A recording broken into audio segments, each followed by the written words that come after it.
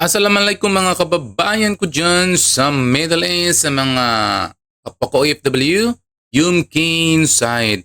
Bago po natin panorin po yung video ni Pia Cayetano na ang nangyari pong butuhan kahapon sa Senado na palit liderato ay isang imbalido daw, sabi ni ah, Pia Cayetano. Hindi daw pwedeng mangyari ang butuhan kung walang 13.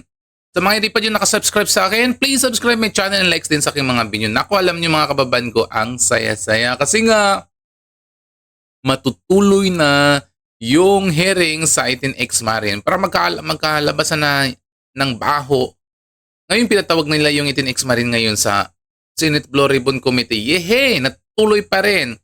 Kahit nagkakaroon yan ng sobrang politika dyan sa Senado, ngayon tuloy pa rin. Kasi nga, nakalagay din sa konstitusyon na ang ginagawa kahapon ay napaka-imbalido, hindi pwede magbutuhan kung 13 lang, kung 12 lang yung mga membro ng majority or minority, hindi pwede magkaroon ng butuhan. Kailangan daw 13 lahat ang magkakaroon ng butuhan. So ito, wala nang paligoy-ligoy pa, panoorin po natin ang litanya ni Senator Pia Cayetano. Lahat.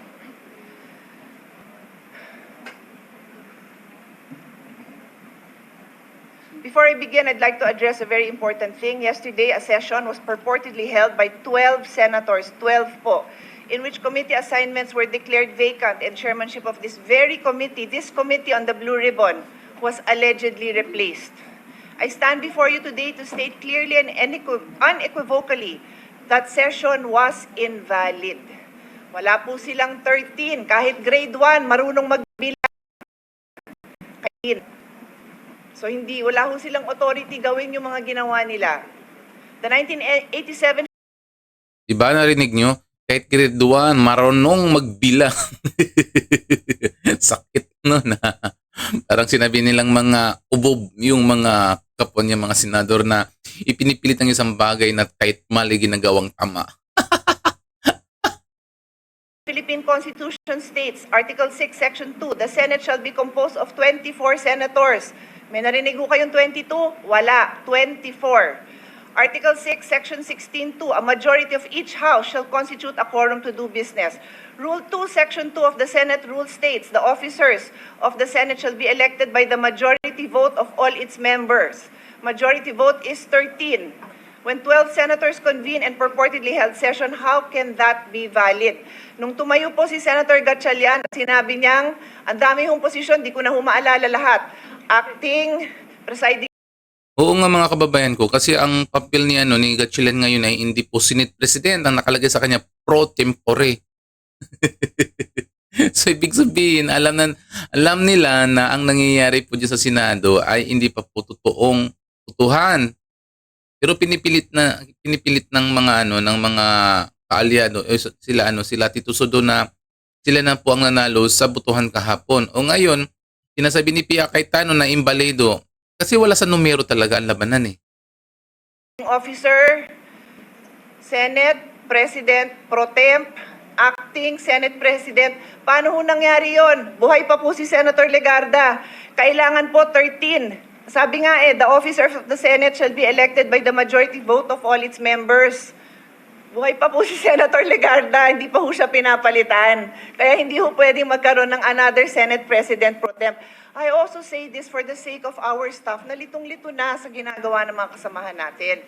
Yan po ang reason kung bakit tuloy ho tayo because I would happily give up this position. Alam niyo po yun, hindi ko pinapangarap. Alam niyo ang pinakamasaya dyan, tuloy yung investigasyon sa flood control anomaly. Kahit ano pang mga kaguluhan nangyayari dyan sa Senado, basta importante matuloy yung flood control anomaly. Kasi ang tagal ko na rin hinihintay yan eh.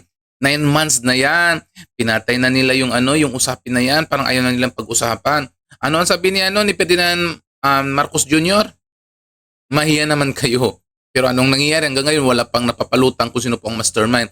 Kaya sa ngayon, kahit kaguluhan dyan, gustong-gusto ko talaga na matuloy yung flood control anomaly para magkaalaman kung sinong gumagawa ng kalukuhan sa gobyerno at kung sino ang pinagtatakpan lang.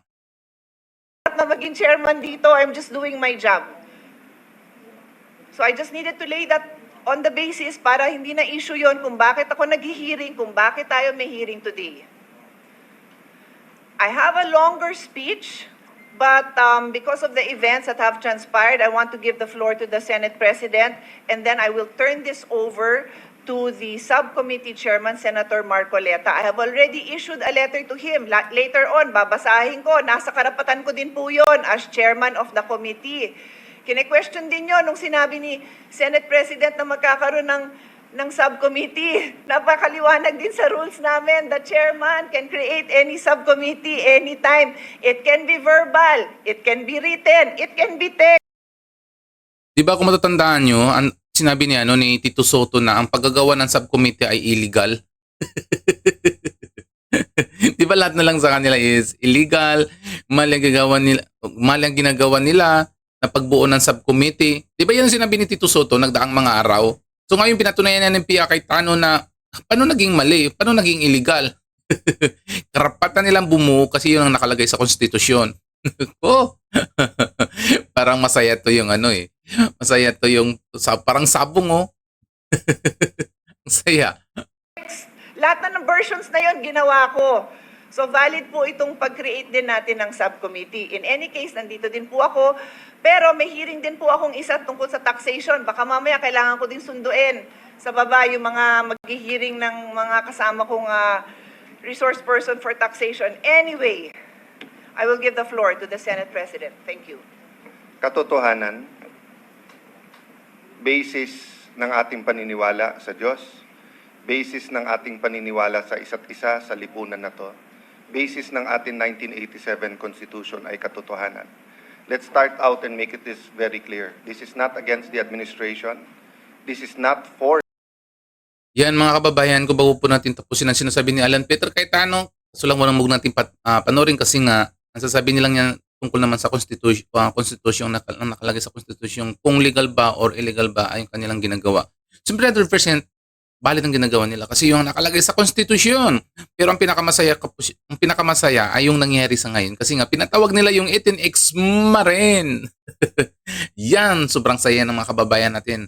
Pati hindi lang ako, pati mga kapwa natin mga kababayan na nag-aantay tungkol na ipatawag ang 18X Marin. Wow, inshallah. Inshallah na ipatawag na rin po yung 18X Marin. Ako, saya-saya po yung buong bansa kahit pa po pinatawag. Kahit may mga nangyayaring mga aberya dyan sa Senado na dapat hindi matuloy, natuloy pa rin. Dapat susundan natin po yan mga susunod na kabanata kung ano ba magiging investigasyon siyan or mayroon pang mga problema na mangyayari dyan sa Senado kasi nga hindi matanggap ng mga nila Tito Soto o kung sino pa diyang mga kaalyado na tinuloy pa rin yung Blue-Ribbon Committee. Kung tatandaan nyo dyan, gigil na dyan si Dante Marcoleta sa nangyari sa Blue-Ribbon Committee, no? Gigil na kagad siya kay Panfilo Lacson na hindi natuloy yung nagdaang mga buwan kasi nga ayaw na niyang ipatawag yung mga sangkot po sa anomalya ng flood control. Ngayon, gustong-gusto talaga ni Dante Marcoleta na ipatawag po yung mga sangkot, di ba? Ipapatawag din nila si Martin Romualdez at kung sino pa yung mga Poncio Pilato na sangkot po sa anomalya sa flood control. So sana maging maganda at maging maganda po ang magiging tawag diyan, pagtawag diyan sa mga sa mga sangkot. Kasi nga nangyayari, di ba, simulat sa pool tinututulan kaagad ng mga minority dati nila Tito Soto, nila Ping Lacson na hindi pwedeng gumawa sila ng subcommittee hearing. So ngayon nandiyan na sila. Panorin po natin yung mga susunod na kabanata. So ngayon mga kababayan ko yan muna.